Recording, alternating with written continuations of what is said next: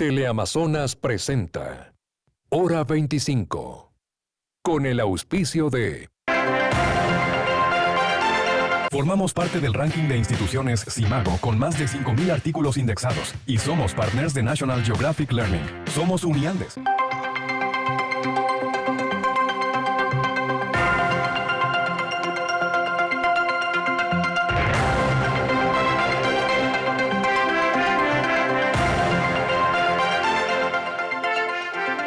Saludos cordiales, gracias por acompañarnos. Este es el programa Hora 25.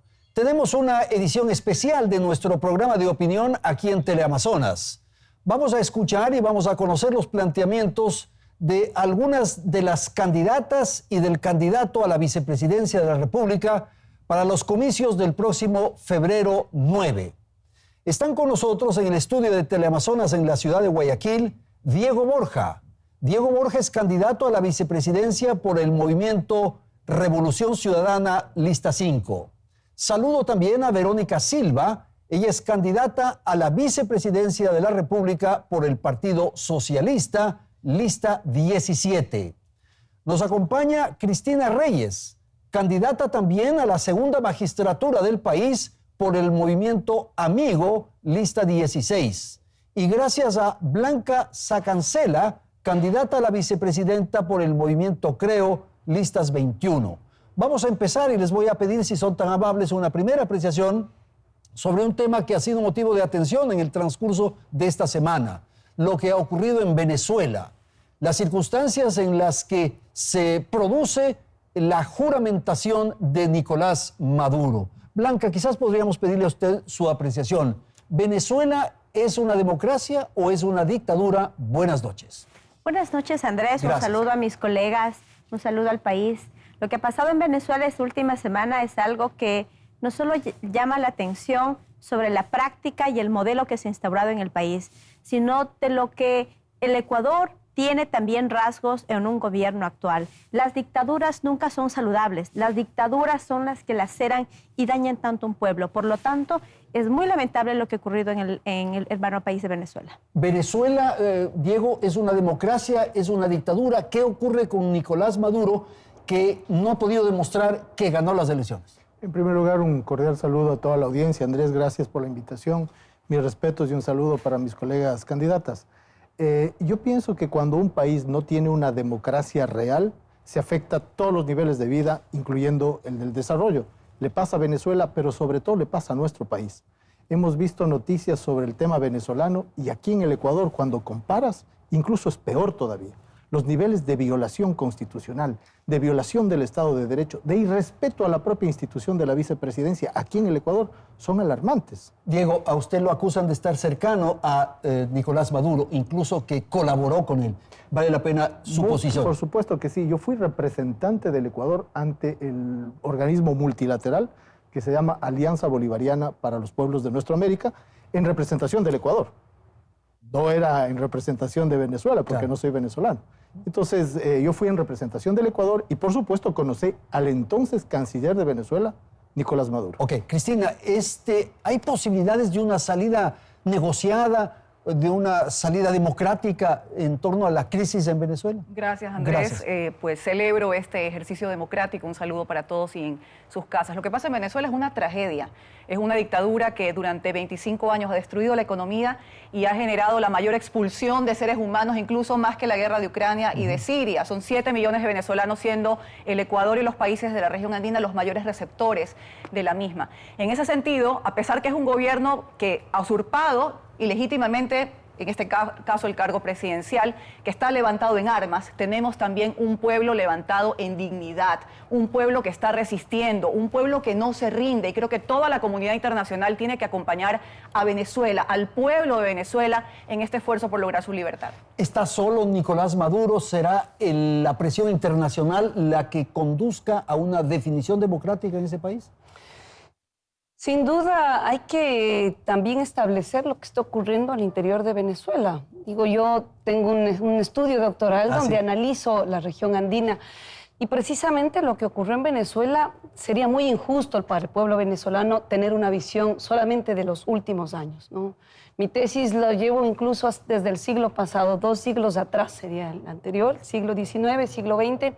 Y realmente es una situación donde las élites, no vamos a decir las oligarquías de ese país, hicieron unas diferenciaciones terribles, que fue lo que permitió la llegada del entonces presidente Chávez, y que sin duda pues también fue polarizando a la sociedad venezolana. Hoy se encuentran en un punto sin duda de quiebre, donde no hay un entendimiento entre dos polos, ¿no es cierto?, de la sociedad venezolana, pero yo sí considero que hay que también ver qué soluciones internas puede dar el pueblo venezolano. La solución es interna, exclusivamente, sin la presión internacional. Sí, siguiendo yo creo con la pregunta que me decías, Andrés, digo, hay que dejar que el pueblo venezolano también asuma eso como un proceso, ¿sí? Si lo vivieron hace 30 años, si lo vivieron hace 100 años, procesos muy duros, quizás tú recordarás del Pacto de Punto Fijo, por ejemplo, donde pues prácticamente estaban aislados, ¿no es cierto? El pueblo raso, la gente de Venezuela, y hoy quizás se están levantando nuevamente, ¿no? Y nuestro país tiene un artículo, el 146, que dice, bueno,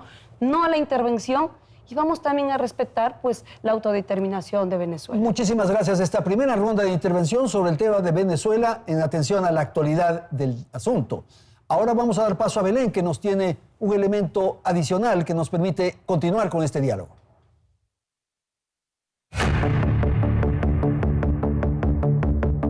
La figura del vicepresidente en Ecuador o ha causado polémica o ha pasado desapercibida. Desde el retorno a la democracia, muy pocos han sido los vicepresidentes que han destacado por un trabajo en conjunto con los jefes de Estado. El artículo 149 de la Constitución señala claramente cuáles son las funciones del vicepresidente de la República: reemplazar al presidente en caso de ausencia y ejercer las funciones que el presidente le asigne. Así las cosas, recordemos algunas de las funciones que han cumplido en los últimos años los vicepresidentes de la República. En 2007, Rafael Correa designó a Lenín Moreno un área en la que destacó: programas sociales para la atención a personas con discapacidad. Moreno promovió el programa Manuela Espejo y fue clave para representar al gobierno en eventos internacionales relacionados con derechos humanos y discapacidad. En el segundo periodo de Correa, en el año 2013, su vicepresidente fue Jorge Glass. Tuvo a su cargo los sectores estratégicos del país, entre ellos el petrolero, minero, eléctrico y telecomunicaciones. Fue el impulsor de lo que se denominó el cambio de la matriz energética del Ecuador. En 2017, Glass ocupó nuevamente la vicepresidencia, pero las cosas cambiaron estando a la cabeza Lenín Moreno. Tras un poco más de 2 meses en el mandato y con serias divergencias públicas con el que fue el gobierno de Rafael Correa, Moreno emitió un decreto ejecutivo a través del cual le retiró las asignaciones en el Consejo Sectorial de la Producción, en el Consejo Consultivo con el sector empresarial y en general todas las tareas encomendadas. Poco después, Glass fue detenido por el caso Odebrecht y tras una ausencia de 90 días, el presidente Moreno presentó una terna ante la Asamblea Nacional y se designó a María Alejandra Vicuña como nueva vicepresidenta. Su función: liderar temas de género y políticas sociales. Sin embargo, tampoco terminó el periodo, pues renunció a su cargo en medio de una investigación por presuntos cobros a sus ex colaboradores. El tercero en llegar a la vicepresidencia en ese periodo fue Otto Sonnenholzner, también elegido a través de una terna. Él tuvo 4 funciones específicas: seguimiento del diálogo social, implementación de la Agenda 2030 para el desarrollo sostenible, acompañamiento en política de inversiones y acompañamiento en la coordinación de las acciones de los consejos sectoriales. En la pandemia, Moreno lo designó como delegado ante el Comité del Servicio Nacional de Gestión de Riesgos. Su papel fue destacado especialmente en la distribución de ayuda humanitaria y coordinación de respuesta ante la emergencia sanitaria. No obstante, renunció y llegó al cargo María Alejandra Muñoz, cuya función estuvo vinculada a la lucha contra la desnutrición crónica infantil. Llegó a la presidencia Guillermo Lasso, con su compañero de fórmula Alfredo Borrero, cuya función fue liderar la transformación del sistema de salud. Tras el decreto de muerte cruzada, Daniel Noboa ganó la presidencia y Verónica Abad la vicepresidencia. Y como es de conocimiento público por la pugna que se originó desde antes de iniciar la gestión, Noboa le encargó como única función ser embajadora por la paz en Israel. A través de un segundo decreto, en cambio, le dispuso colaborar con las relaciones económicas de Ecuador con Turquía. Pero además, en en este corto periodo de un poco más de un año, el presidente Noboa nombró bajo decreto ejecutivo a 2 vicepresidentas temporales, Saría Moya y Cynthia Gelibert. Fue en noviembre que se designó a Moya por primera ocasión. Se le encargó como funciones la articulación y coordinación de las entidades rectoras del Sistema Nacional de Finanzas Públicas y del Sistema Nacional Descentralizado de Planificación Participativa, así como fomentar la gestión eficiente y sostenible de los recursos públicos para el cumplimiento del Plan Nacional de Desarrollo. Además, liderar la coordinación y articulación interinstitucional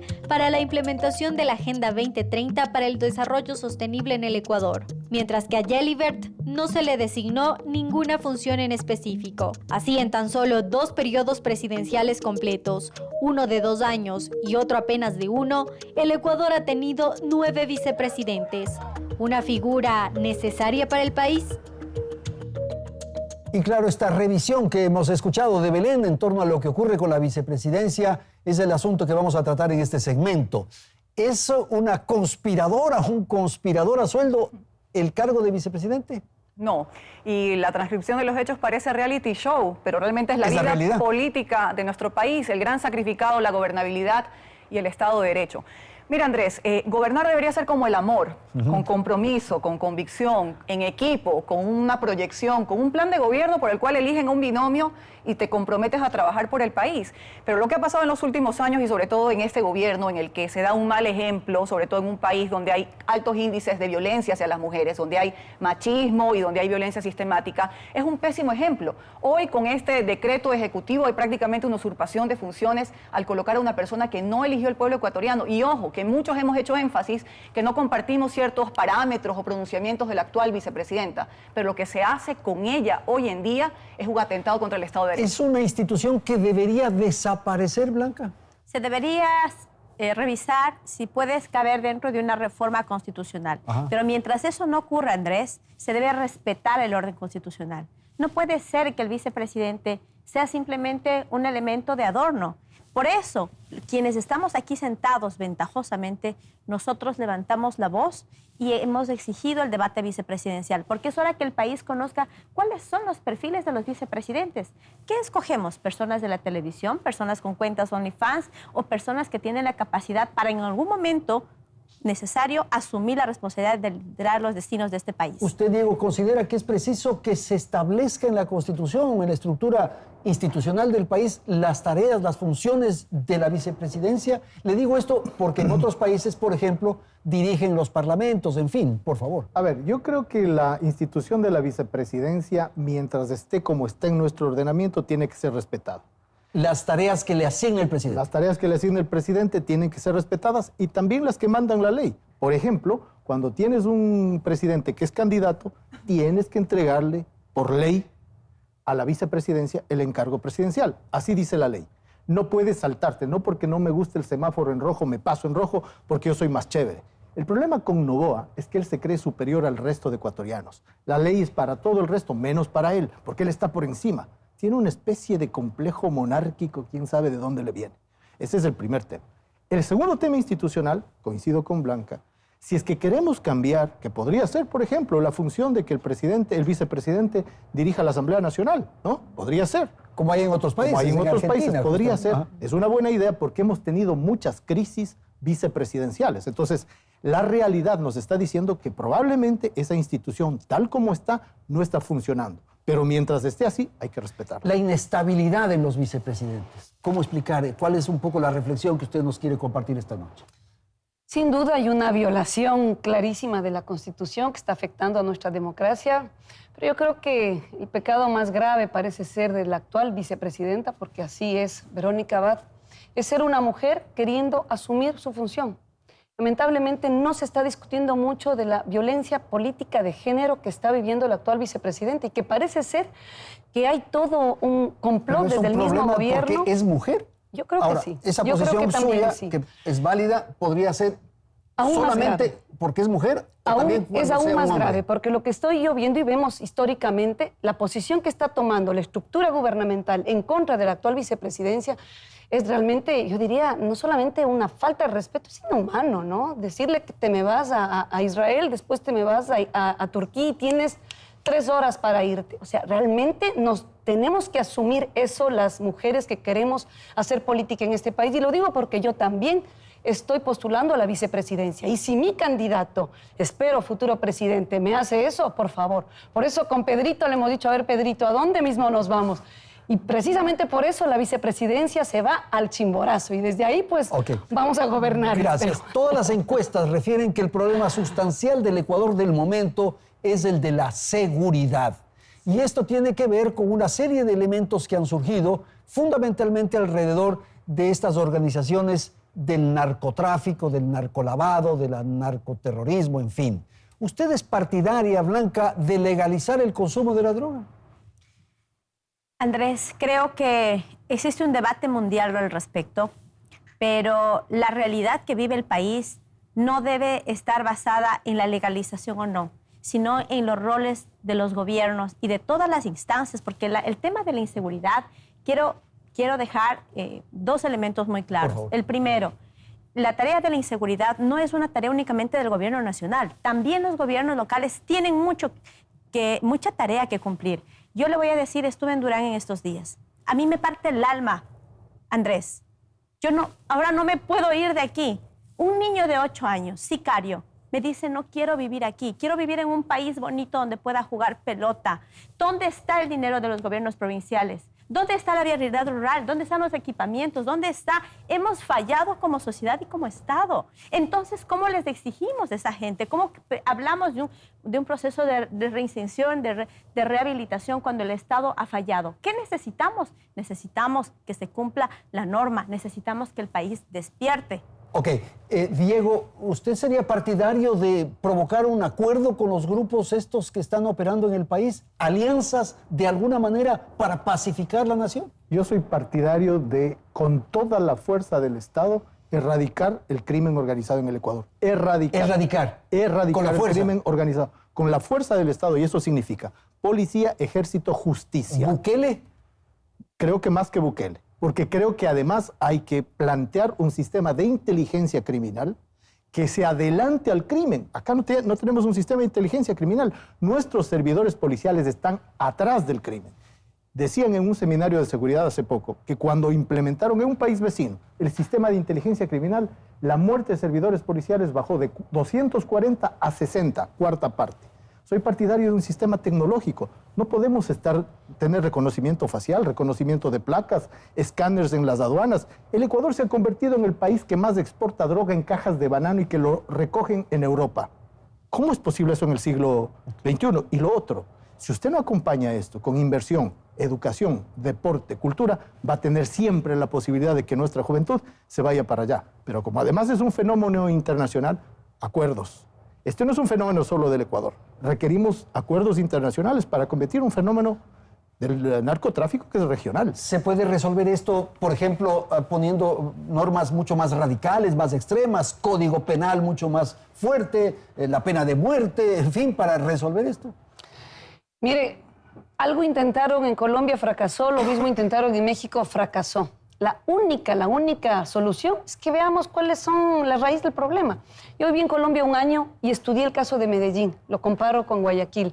La única razón como la gente de Medellín salieron de esta crisis fue con inversión social. Invirtieron en las comunas más pobres, la comuna de la Sierra, la comuna 13, poniéndole realmente inversión a la educación, inversión a la vialidad. Hoy justo venía por Guayaquil y digo, qué hermoso, nunca me he subido a la metrovía, ¿no? ¿Cuánto cuesta? Entre 4 y 7 dólares, por favor. O sea, no está pensado esto para las poblaciones más pobres. ¿Cuánto cuesta en Medellín? Es todo un sistema unificado para que la gente más pobre que vive en los cerros de Medellín puedan incluirse a la ciudad. Fue la única forma como lograron salir. Hubo que acabar con Pablo Escobar, pues. Pero ¿sabe cómo lo hicieron? Ellos hablaron de un pacto, el primer pacto ciudadano. Los empresarios, los políticos y los académicos se comprometieron. ¿Sabe qué dijeron los empresarios? Ni un peso más en nuestros bancos y en nuestras empresas de la plata del narco. Lo lograron. Ahora habrá que preguntarle también a nuestros empresarios, a nuestros banqueros, si están disponibles, ¿sí? Y y hacer esa lucha conjunta, porque no solamente depende de la gente que esté en las bandas, que digamos, o sea, el 60% son jóvenes. Organizaciones políticas, ¿no? Gracias, Andrés. Sí. Concuerdo un punto con Verónica en el tema de que el crimen organizado ha permeado incluso los sistemas políticos de diferentes Así regiones.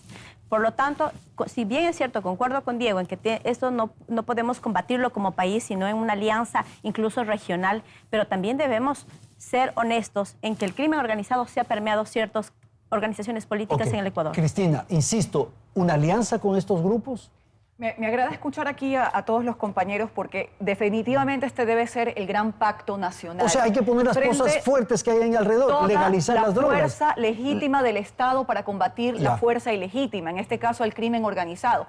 El debate de las drogas efectivamente es un debate que se tiene que hacer de manera regional porque si no los grupos permean, se van, se mueven, se movilizan y la violencia se traslada. Sin embargo, también hay que establecer cooperación internacional con los países que son receptores de la droga porque la tragedia y la violencia está aquí, en nuestros puertos, aeropuertos y fronteras que tienen que ser fortalecidas, que tienen que ser militarizadas, que tienen que utilizarse la tecnología, pero asimismo la cooperación de los países receptores.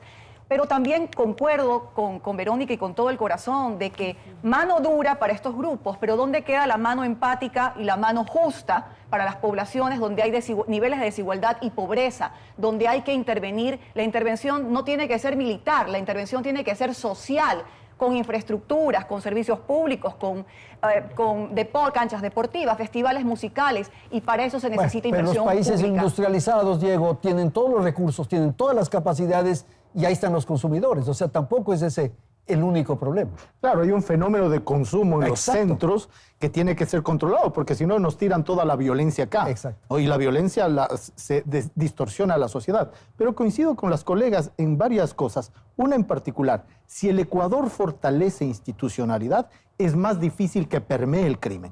No es que no hay criminalidad en Dinamarca, en Holanda o en Alemania. O en los Estados Unidos. O en los Estados Unidos, pero la institucionalidad es mucho más fuerte e impide, es como un escudo para que las bandas criminales destrocen el tejido social, que es lo que ha pasado acá. ¿Nos han ganado los narcotraficantes?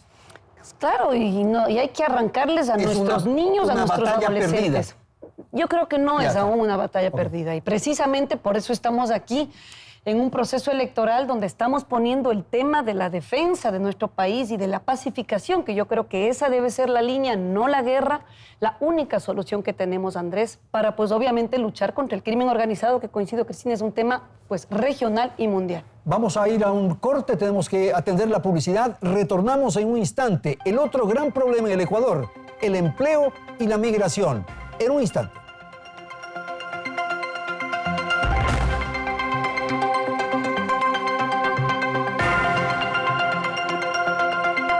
Hora 25, con el auspicio de... Formamos parte del ranking de instituciones Simago con más de 5,000 artículos indexados y somos partners de National Geographic Learning. Somos Uniandes.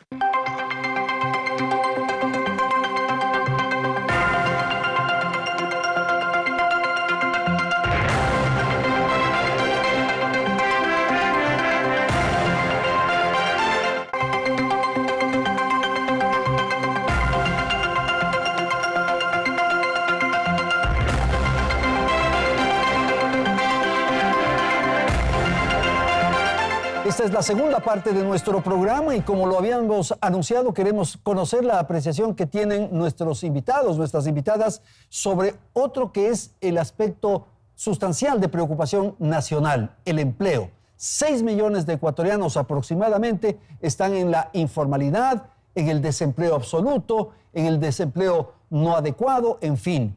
¿Qué hacer para recuperar el trabajo, Verónica?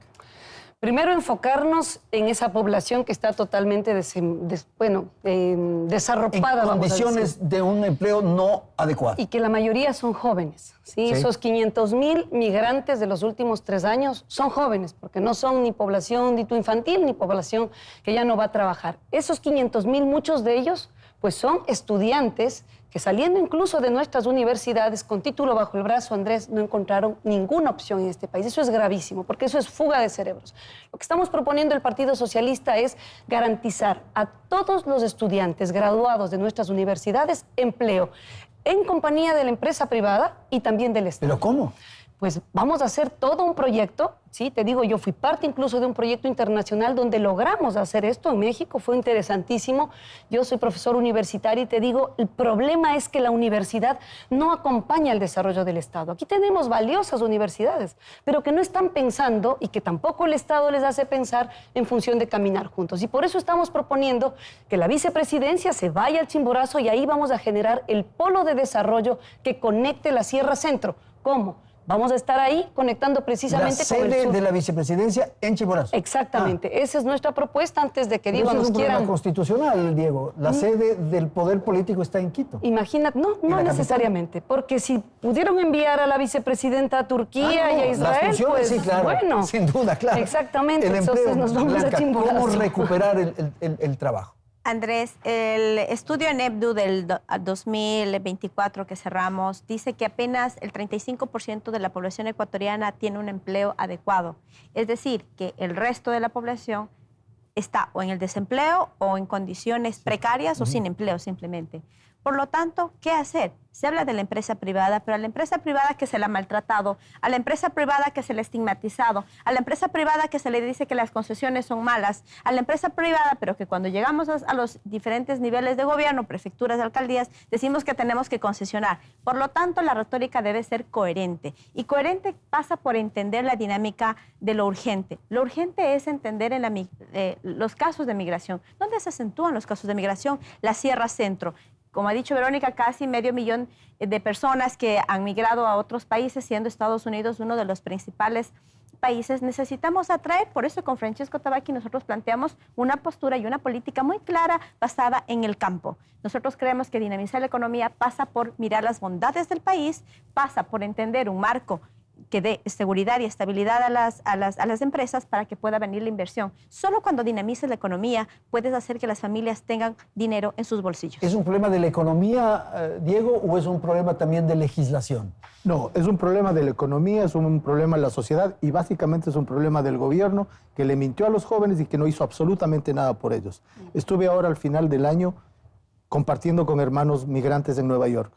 Uno que me dolió en el alma, Jonathan, 19 años. Migrante de Quito, por la selva del Darién, vio cómo se moría gente, abandonado completamente en Centroamérica y en México por el asalto a la embajada que hizo Noboa, no tuvo protección, entregado a las bandas de secuestro en México por la propia policía, hasta que su familia entregue el pago por su secuestro. Claro. Esa es la realidad. Entonces, si esta economía no vuelve a dinamizarse, ¿cómo se dinamiza una economía? Inversión pública. La inversión pública atrae la inversión privada. Cuando Estados Unidos cae en el 2007 en el problema de las hipotecas, el presidente Obama mete $1 billón en la economía para poder recuperarla. Claro, tú haces esa inversión, pero si no tienes seguridad, si no tienes facilidad de trámites, que el Ecuador no la tiene, tienes una carga burocrática aplastante sobre el empresario, si tienes tasas de interés del 20%, ¿cómo tú atraes una inversión privada para que emplee jóvenes? Nosotros proponemos actuar sobre eso, que es lo general, pero también actuar en lo particular. 2 medidas. Una, un fondo de garantía para que los jóvenes emprendedores vayan al banco y no les digan usted no tiene récord crediticio, usted no tiene que hipotecar y puedan obtener crédito. Y 2, 50% del salario a las empresas que le empleen a un joven. Eso me parece que se hizo en México, Verónica lo sabe, y se puede hacer aquí en el Ecuador. Con legislación también se puede hacer estas correcciones. El tema, por ejemplo, del trabajo por hora, que finalmente no se concretó. Y dirá que estamos coincidiendo demasiado, sí, ya me preocupa. Pero efectivamente una economía en recesión necesita ser dinamizada con la inversión pública. Para poder crecer necesitamos un Estado. Voy a dar un ejemplo, los famosos desayunos escolares, que se da cerca de $180 millones en leches azucaradas, galletas azucaradas que no combaten la desnutrición infantil en lo absoluto, y que se compra a grandes empresas, cuando se podría comprar a los productores locales, cuando se podría dar almuerzos escolares para los niños y para los jóvenes, contratando a madres cabeza de hogar y dinamizando así a la economía y a mujeres que a lo mejor están en el desempleo. Concuerdo también que en un país donde no hay acceso al crédito, el Banco de la Calle, que es un proyecto que tenemos, sin pedir historial crediticio a vendedores informales, a madres cabeza de hogar o a jóvenes recién graduados de colegio, puede ayudar a los nuevos emprendimientos para dinamizar al país. Un tema que resuelve de alguna manera las disputas ideológicas es, Verónica, el rol del Estado y el rol del sector privado. ¿Cómo usted define y cómo sería en su potencial gobierno? Nosotros estamos planteando incluso hablar de impuestos compartidos. O sea, tenemos en este momento un IVA del 15% que está acabando con el consumo y nada más basta ver el historial de qué es lo que ha recaudado el gobierno. Tenemos que bajar el IVA al 10%. Sí, pero ¿qué hace el Estado y qué hace la empresa privada? Bueno, vamos a sentarnos a hablar juntos, como también se hace en otros países, y ver si podemos llegar a una política fiscal. ¿El Estado tiene que ser administrador, tiene que tener empresas públicas? ¿Qué tiene que No tener necesariamente empresas públicas, sí, tenemos, hay posibilidad, ¿no es cierto?, en sectores estratégicos, pero es necesario que también nuestros empresarios paguen los impuestos. El señor Noboa, a su familia le están debiendo al Estado $100 millones, pero en deuda en firme, y no lo quieren hacer. Digo, ¿realmente les duele el país a la clase económica de este país? ¿Empresa privada versus Estado?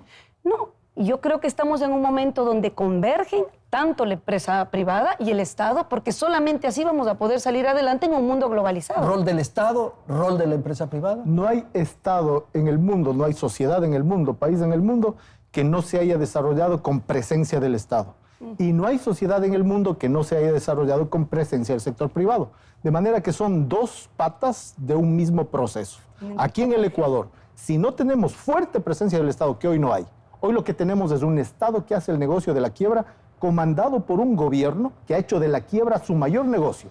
$69 millones le entregó Noboa a una empresa, dizque para que nos den equipamiento eléctrico que ni siquiera existía. Se le robaron $69 millones. Bueno, pero ¿quién se Plata le robó? de los ecuatorianos. ¿Quién se le robó? Una empresa privada dada por el gobierno. Pero empresa privada. Dada por el gobierno en complicidad, por supuesto. ¿Qué queremos? Un Estado que funcione honesto, una empresa privada que funcione honesta. Y en el Ecuador son mayoría. Las empresas privadas le apuntan a este país, le quieren a este país, están empernadas, dicen ellos, en este país. Con ellos hay que trabajar, y profundamente. Rol del Estado, rol de la empresa privada. Necesitamos un mejor Estado eficiente y solidario y un mejor mercado también con parámetros, no solamente que obedezcan a la rentabilidad y el empleo, que son importantes, sino, no voy a hacer la propaganda aquí de una empresa de chocolate de marca internacional, pero también con criterios de desarrollo sostenible, que sean sostenibles con el medio ambiente, que sean solidarios, que no se permita trabajo infantil, que los derechos de los trabajadores estén garantizados. Entonces yo creo que sí, en un diálogo abierto, porque para eso el gobierno debe abrir las puertas, sentarse a conversar con todos, dando el buen ejemplo, se puede trabajar en equipo. Yo ya lo decía aquí antes de cámara, o nos salvamos todos juntos o nos hundimos por separado. Ecuador puede salir adelante, pero deben haber criterios de eficiencia y solidaridad. Un Estado vigoroso. El Estado debe ser eficiente. Ponga las normas. El Estado debe ser eficiente en las áreas, sobre todo de seguridad, de defensa nacional y de los programas sociales que se tienen que dar a las zonas más vulnerables. El Estado ecuatoriano tiene en algunos espacios una ausencia, no hay Estado. Algo que tiene que ver con la minería, con el narcotráfico, esa ausencia de Estado. Esa ausencia del Estado se extrapola también por las crisis de gobernabilidad, Andrés. Y algo que resumía el video introductorio también pasa por el tema de gobernabilidad. Después que el correísmo fue gobierno, la fuerza política en la Asamblea se dedicó a poner el pie a todo el gobierno que ha pasado después. Por lo tanto, la falta de seguridad jurídica hace que lo que Diego dice no se pueda aterrizar. Por ejemplo, existe inversión privada, existen empresas que quieren venir al Ecuador, pero no tenemos estabilidad política, no tenemos gobernabilidad y no tenemos seguridad jurídica. Entonces se contrapone esa tesis de decir que podemos tener un crecimiento, digamos, dinámico. Segundo, el olvido del Estado pasa por otro elemento también. Un marco normativo robusto y que tenga la claridad para normar lo que se necesita normar. Mientras no existe una minería normada, o sea, no se puede permitir que la minería ilegal campee. ¿Qué está pasando en el sur del país? Los lobos tomados los centros de minería y el Estado en silencio. Eso no puede ocurrir. ¿Por qué? Porque la Asamblea tiene que tener dentro de su agenda legislativa, y aquí Cristina tiene mucha experticia en ese tema, un momento lo hablamos con ella, debe constar dentro de la agenda legislativa poner como punto prioritario el tema de la minería. La minería ilegal trae problemas de trata, maltrato, delincuencia, pero sobre todo están acabando con la naturaleza del país, Andrés. Ok, y esto tiene que ver con la institucionalidad. Vamos a hacer una pausa y enseguida volvemos para tratar ese tema. La recuperación de la institucionalidad y la corrupción. Ya retornamos.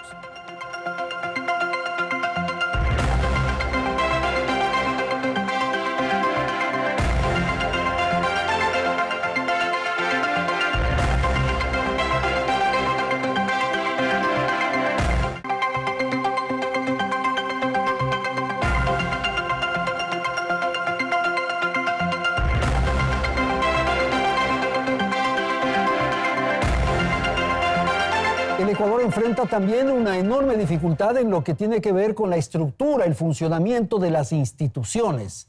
Y eso tiene de alguna manera una relación con la democracia, Diego, en atención a que las instituciones no responden a ese espíritu democrático que es fundamental.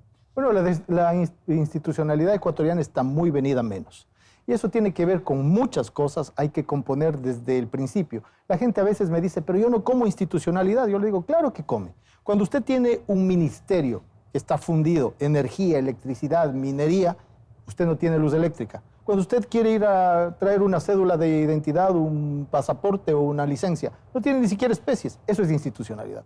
Hay que componer la institucionalidad. Y la institucionalidad es la justicia, son las Fuerzas Armadas, es la policía, en fin. Y es el uso del poder.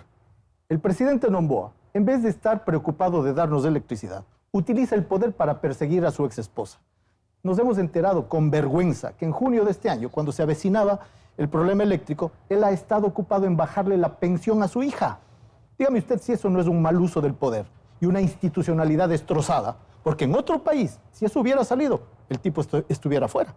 Eso es intolerable. Entonces, la institucionalidad tiene que ver con la democracia, tiene que ver con la transparencia, tiene que ver con el buen uso del servicio público. La gente que está aquí, todas las personas que estamos aquí, debemos saber cuando nos lanzamos de candidato que el momento que te lanzas de candidato es para servir. Ah, sí, claro. A servir. Sin duda. No hay otra opción, no a servirte. Y acá que hemos visto, Noboa llega al gobierno, primera ley que manda es perdonarle las deudas a sus empresas, a todos los empresarios que no han pagado, dando una señal perversa. Pero tampoco a los que ejercer se han el poder pagado. para la impunidad, por ejemplo. Para absolutamente nada de lo que es impunidad, falta de transparencia o mal uso del poder. El poder, cuando es entregado por el pueblo a los servidores, tiene que ser usado con compromiso y con lealtad. La representación, Verónica, me parece interesante. El tema de ir a las urnas, de votar, de participar en estas expresiones democráticas, ¿hasta qué punto permiten tener una representación que sea adecuada para los anhelos y afanes del país, del pueblo en este caso? Sin duda, es la base, ¿no? Pero es que los políticos en un momento dado dan la espalda a esos afanes populares. Exactamente, bueno, eso ocurre, ¿no? Ahora estamos viviendo precisamente aquello, ¿no? Estamos, yo digo, prácticamente viviendo dos modelos, ¿no? O sea, ese pasado que quiere reintentar, que ya les dimos la oportunidad, pero nos han fallado, y posibilidades nuevas que tenemos y que venimos desde la sociedad civil y que le decimos al Ecuador, hay posibilidades de un cambio, por lo que estamos viviendo, Andrés, no tiene nombre y no puede seguir así. Pero esa institucionalidad, esos jueces de la democracia, señora Diana Tamaín, le llamamos a usted, pues tiene que garantizar que ese juego, que debería ser un juego limpio para todos, se garantice. Y lamentablemente lo que nos asombra, Andrés, es que no nos sentimos en ese camino los candidatos. Entonces yo digo, primero empecemos por algo tan interesante que sería el debate de las vicepresidencias, de las vicepresidentas, que incluso pues se realiza ya próximamente. ¿Qué pasa? ¿Por qué no está participando la candidata del gobierno, que se supone es una de las fuerzas más opcionadas? ¿Sí? ¿Esto es abrirnos a la democracia o cerrar las opciones que tenemos los ciudadanos para conocer las propuestas y conocer incluso quiénes nos quieren gobernar? Ahora, la democracia para la población poco les sirve. Ellos requieren de otras cosas. Un poco en la línea de lo que decía Diego, de democracia no se come, no se respira. Pero la democracia es la garantía de una coexistencia pacífica, en libertad de opinión y de criterios, y siempre hay una tentación. Es increíble cómo, sobre todo estos pequeños tiranos, a veces se olvidan de que hay, primero, que el poder es efímero, segundo, que hay una ciudadanía que les va a pedir rendir cuentas, y tercero también de que nada es para siempre, que en algún momento van a tener que cumplir con la ley. Pero la democracia no les resuelve los problemas. De acuerdo, pero es un instrumento, de ahí viene la institucionalidad, que es la garantía de tener a personas con ética, con eficiencia, con gestión pública, pues para poder solucionar los problemas de la gente. Es que los dolores de la gente hoy, esta multicrisis de inseguridad, la crisis energética, la crisis eléctrica, la crisis económica, etcétera, lo que ha permitido para un pequeño grupo de poder que está embobado y embrutecido es simplemente hacer negocios o perdonarle las deudas a la familia, efectivamente, y no trabajar por solucionar los problemas de la gente. La institucionalidad debe respetarse, pero para eso se necesita políticos y funcionarios comprometidos con la ley. La democracia, por favor. La democracia es el pilar fundamental de una sociedad que respeta el pluralismo, la diversidad de voces y el respeto al otro. Siempre y cuando esté en capacidad de atender las necesidades. Siempre y cuando esté en capacidad de atender las necesidades, pero también siempre y cuando el gobernante o el primer mandatario sea el primero en respetar la norma y la Constitución. Lo que ha vivido el país en estos últimos días, en estos últimos meses, es un atentado permanente a la democracia. Y le recuerdo, Andrés, que igual los mismos actores que estamos en esta mesa nos paramos al frente de Carondelet. Cuando le dijimos, se está equivocando, presidente, corrija. La justicia luego nos dio la razón, porque la jueza dio un dictamen. Pero ¿qué pasa con el sistema judicial? ¿Qué pasa con la judicatura? ¿Qué pasa con un concurso de jueces de la Corte Nacional que hasta ahora no logra conformarse y está con el conjuez, los despachos de los jueces encargados? La institucionalidad no se entiende, dicen los jóvenes. ¿Qué es eso del Estado de Derecho? Claro. Es aquel orden constitucional porque el que nosotros estamos aquí como candidatos el día de hoy, porque este país necesita entender que el pluralismo, la diversidad del Ecuador debe ser respetada, porque este sistema democrático nosotros debemos seguirlo valorando y debemos seguir fortaleciendo, no lo que está haciendo el presidente Noboa actualmente. A ver, Winston Churchill decía, el sistema democrático puede ser malo, pero es el menos malo de todos los sistemas. Totalmente de acuerdo. Entonces, tenemos, como decía Cristina, que mejorar la democracia, que mejorar el Estado, más eficiencia. Claro que sí, una democracia que resuelva problemas, pero la democracia es más que los problemas. Es la dignidad, es el orgullo, es la libertad para tener la posibilidad de discrepar y que el que discrepe no sea perseguido, como hoy estamos viendo. ¿No le gusta Topic a Noboa? ¿Qué hace? Afuera Topic con mañosería. Bueno, déjelo participar. Pero, Diego, es como se persigue también en otros países. Pero si no está mal. Como por ejemplo en Venezuela, como en Nicaragua, como en Cuba. Pésimo. No podemos nosotros estar de acuerdo con ningún sistema de persecución. Ninguno. Absolutamente ninguno. Ni aquí ni afuera. Pero dado que estamos hablando de nuestro país, nosotros tenemos que aquí exigir respeto y libertad. Y eso es democracia. Hay otro mal que afecta al país. Estamos ya por terminar. La corrupción, Verónica. ¿Cómo enfrentar, cómo lograr erradicar este mal?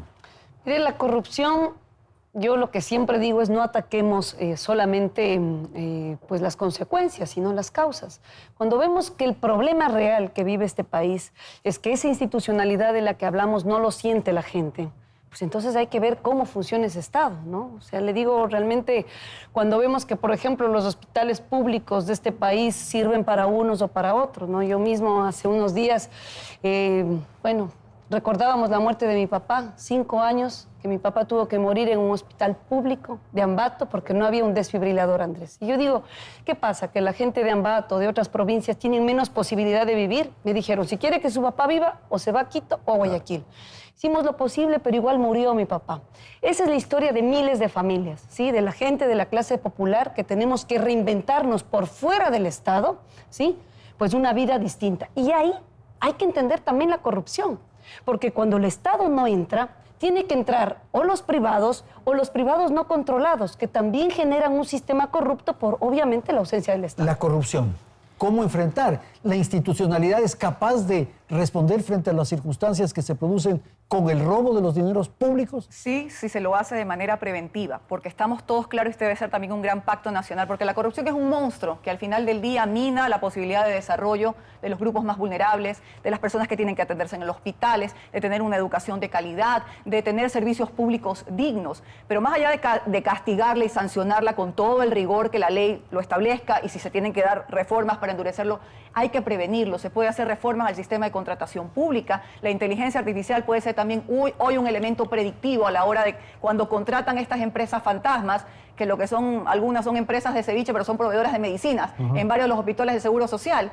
Eso se puede detectar a tiempo y se puede prevenir a tiempo. Además, también de establecer dentro del sistema educativo lo importante del valor de ser ciudadano, lo importante de respetar las normas, lo importante de respetarnos los unos a los otros. Hay personas que a veces no respetan ni el semáforo. Hay que recuperar Andrés, los valores, sin duda. Se puede hacer, pero debe ser también un gran pacto nacional en el que todos estemos de acuerdo. La institucionalidad y la corrupción, nuevamente, el tema de la justicia, por ejemplo. La corrupción es uno de los peores cánceres de toda sociedad y del la impunidad, Ecuador. A mí me parece que si no le sancionan al que se robó, bueno, yo también puedo y el otro también puede y todos pueden. Correcto, y peor cuando viene de parte de quien dirige el país.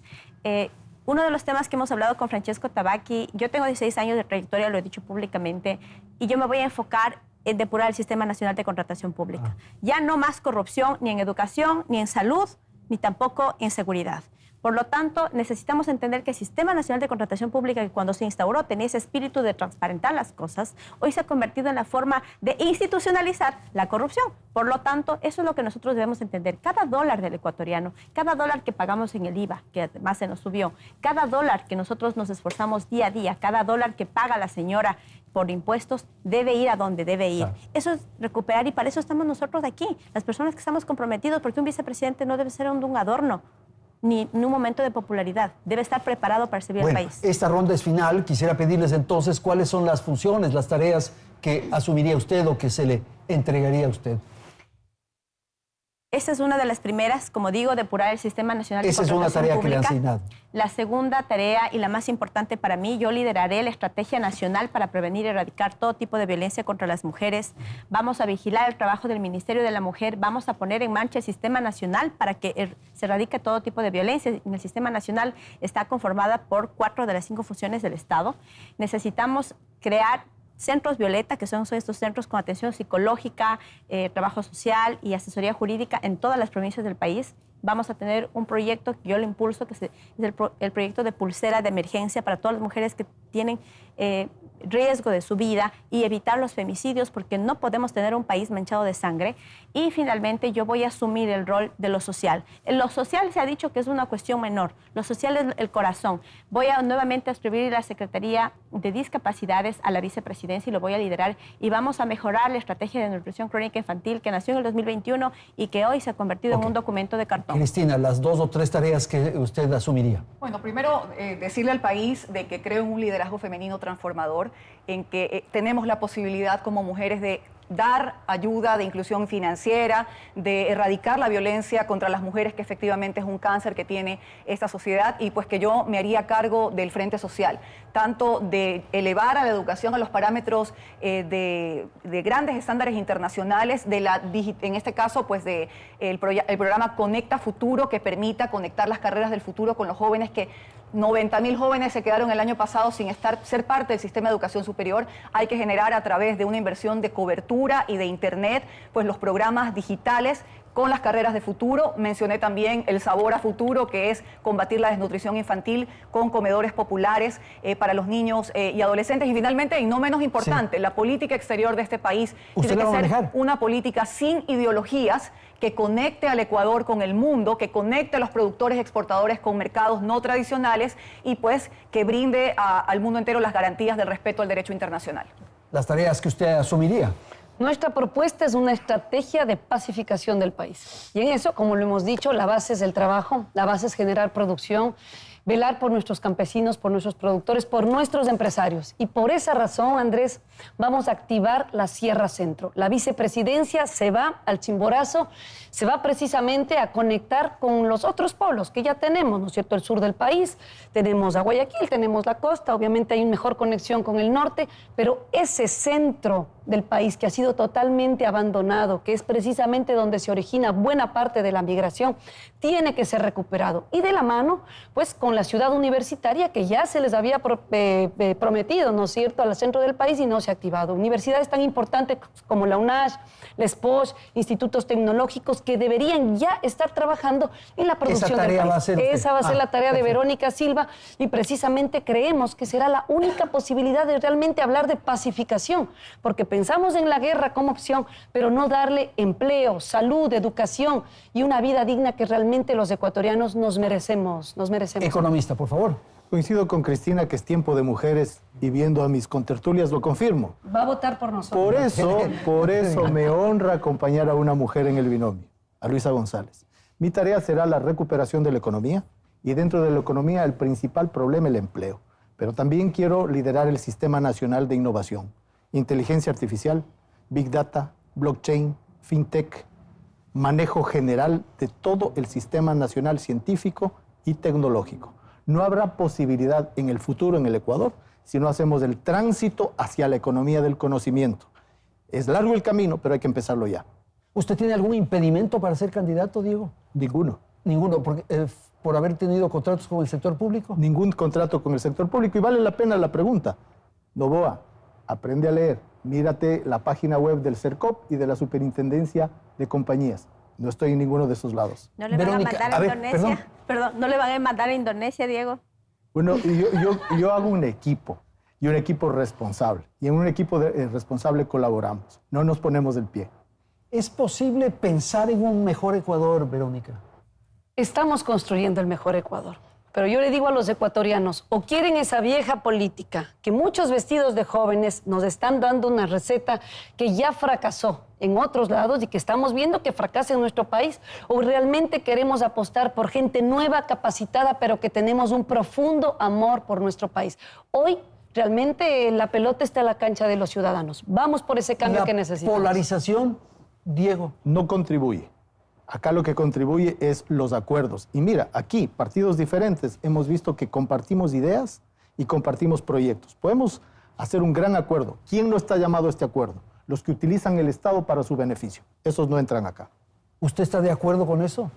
Hay que tener un profundo amor por el país y eso nos tiene que llevar a conversar y definitivamente acuerdos nacionales. Es que no nos queda de otra.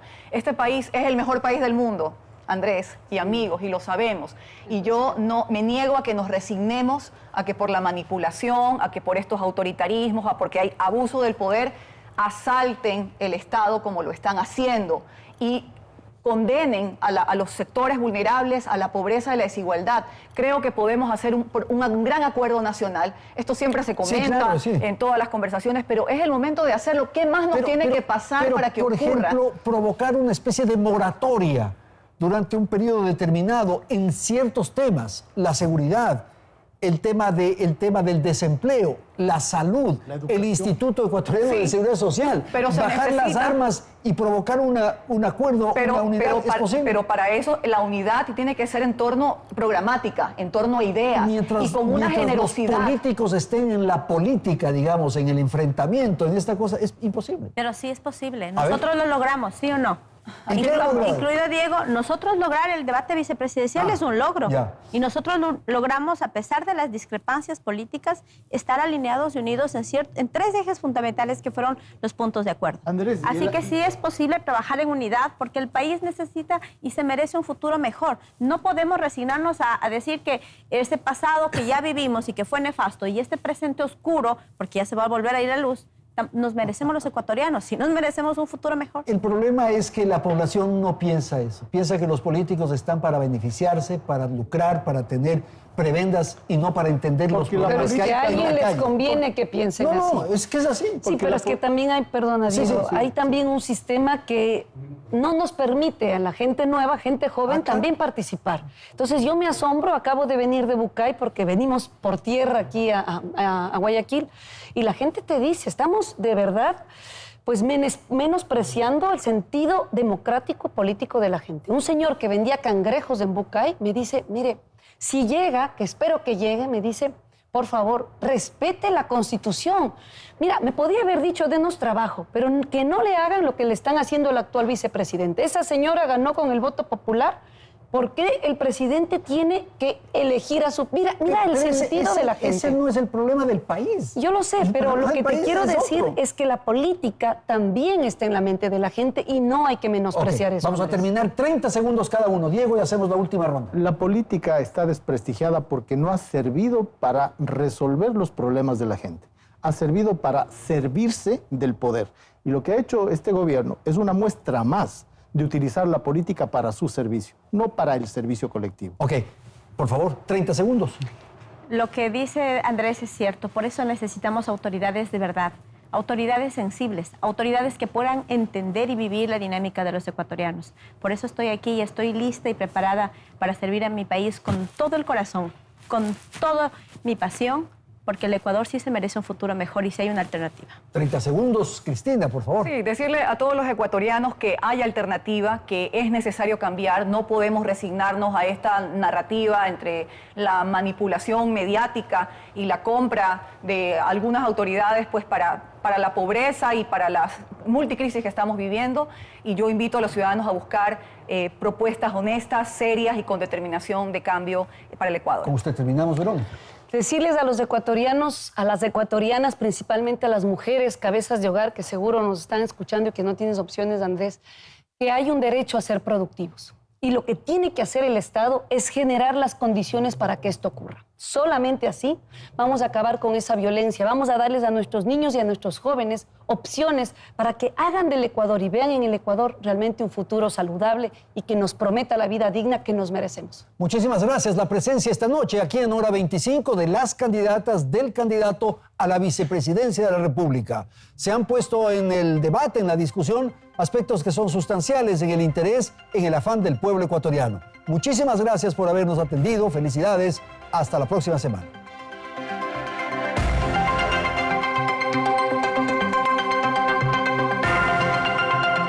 Teleamazonas presentó Hora 25 con el auspicio de... Formamos parte del ranking de instituciones Simago con más de 5,000 artículos indexados y somos partners de National Geographic Learning. Somos Uniandes.